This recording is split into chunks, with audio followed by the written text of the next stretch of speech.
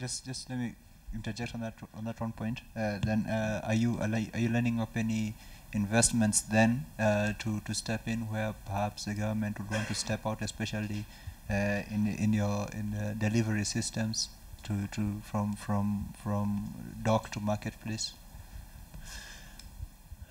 You know, unless I don't understand you, but I think you are more trying to pull me to the issue of Kenya, and I tell you, I'm not willing to go into that. I can only say one thing, and you know that we have put systems and mechanisms, and especially on the distribution side, in place to cope with situations that were as a result of the government's involvement in the oil sector. And that's what we are doing. If you watch what I said, we are trying to develop many more supply channels. Djibouti, Mombasa, Dar es Salaam, Beira, okay? I think I would leave it at the as it is now, please. Okay. There was another question, sorry, another question on Sudan. I may just ask one of the group members, I mean management team members, Mr. George Mwange, to respond to that. But remember, we are very active in Sudan, not much in direct investment. We actually, if I may, I don't know, maybe George can help me, and he will do so in a minute. I think we are even the major, the biggest player in Sudan, in southern Sudan. George, please. Thank you. Yes, we are doing a lot of exports in South Sudan. It's no longer Southern Sudan, now it's South Sudan. We are very, very active there. We supply the UN business through an agency. We have seen, by the way, after the South Sudan became independent, we have seen so many businessmen coming to us with a view to us, Kenokobu, supplying products because they are no longer able to get their fuel requirements from the north. So what I can tell you is we continue being very active in South Sudan. Hopefully in future, when things are in place in terms of asset acquisition, the titles, this has been the biggest challenge. And Patrick Kondo here, who deals with acquisition, has been addressing that issue for quite some time. So it's not an oversight. At the right time, we'll see when perhaps we can go in and start investing in South Sudan. For the time being, we continue exporting from Kenya. The market is big, and we'll continue doing it. And as I said, there is a sudden surge in our service requirements, product supplies in South Sudan. Thank you. Maybe let me just add in terms of investment in Southern Sudan. One of the main problems that we face now is the land tenure system. At the moment, they do not have a system whereby an investor can have title to land. And as you know, in our business, we cannot carry out a downstream business without investing in the storage and investing in service stations. And all these, like was mentioned earlier by our chairman, are very expensive. It is a multi-million dollar investment business. So we have found it difficult to be able to develop assets here before the land tenure system is streamlined. The second issue is that to do business in Southern Sudan, you are required to have a joint venture with a local person there.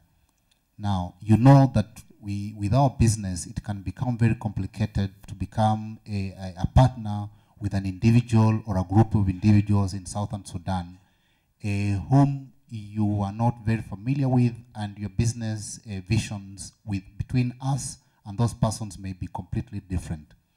And thirdly is the regulation of the industry. At the moment, there is a little or no regulation at all. And you know very well that in an industry without any regulations or with very low regulation, what can happen? And this creates an even a playing ground which is difficult for us to play in the local a market. So for those reasons, and as George has mentioned, we are still watching Southern Sudan, and at the right time, we'll be able to make our move. Thank you. Congratulations to the Kenol Kobil Group. My name is Winnie Mandela from Corp Trust Investment. And mine is just to ask, now that our neighbors in Uganda and Southern Sudan are actually trying to extract oil, is there a possibility whereby we would probably be importing from them to make our costs in terms of, because I understand that by importing crude oil, that probably is the biggest cost that is passed on to the consumer.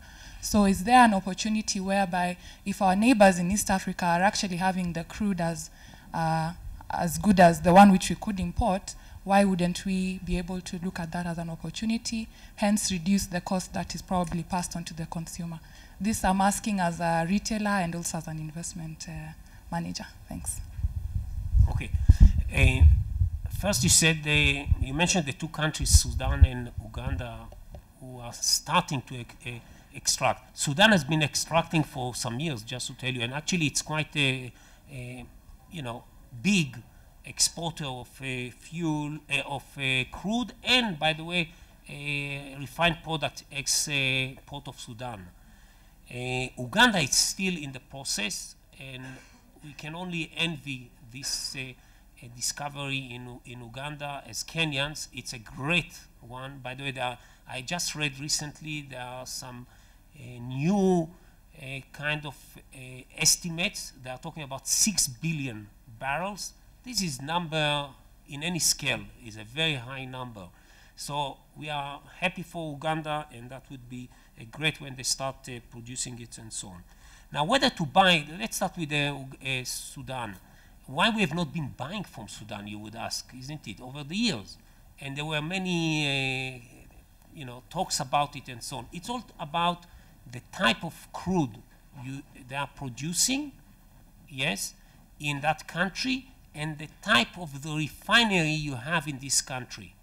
This refinery is very limited. I don't want, again, to go into this issue. Very limited in many aspects, including in the type of crude that they can process. You can't process any crude in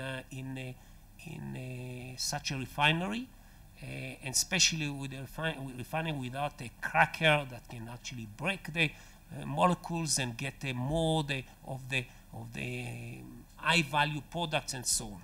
It cannot be done.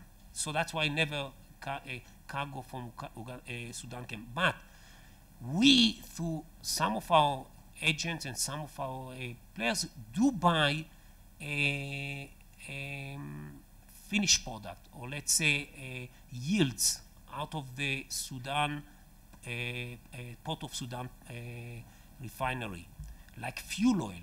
You can get there, you take it to the AG, to Fujairah or wherever, and you blend it for fuel oil that you bring into this country. And that's what we've been doing, okay? That is something else, and probably will continue unless there would be a new refinery here. On Uganda, listen, once they have to decide which way they are going, and I understand they are already thinking of combination of the two. They will put a refinery somewhere around the Lake of Albert, and will push some of the, if this is the quantities, of course, they will have to put a pipeline to the nearest shoreline and export it.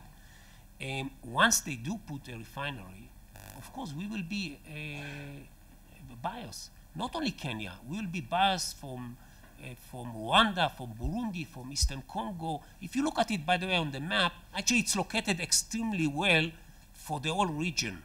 It's even better than the Mombasa, if you think about it. You look at the map and you see Lake Albert, imagine a refinery there that is a top-class refinery, modern refinery. You can market your products almost within all East Africa across, and Central, yes, and Central Africa.